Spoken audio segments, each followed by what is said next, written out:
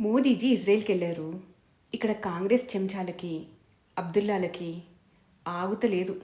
Pant తడిచిపోతున్నాయి, కడుపులు మండిపోతున్నాయి. ఈ కాంగ్రెస్ ఐటీ సెల్లు, ఈ కాంగ్రెస్ స్వయాన కాంగ్రెస్ అకౌంట్లో ఏమో ఇట్లా పెడుతున్నారు.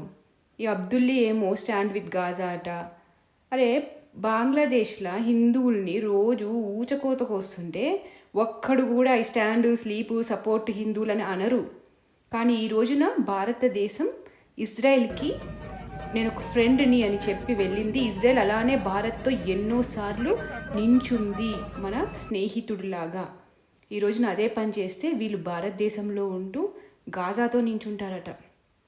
ఇప్పటికైనా వీళ్ళు ఏ దేశంలో ఉన్నా దే ఆర్ కనెక్టెడ్ బై మజహబ్ అనేది ఇంకా సెక్యులర్లకు అర్థం కాకపోతే ఏం చేయలేం.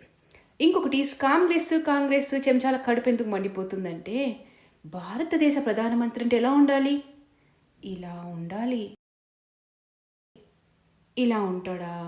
Narendra, my dear friend, I am deeply, deeply moved by your visit here today. I've never been more moved than by your visit here with us.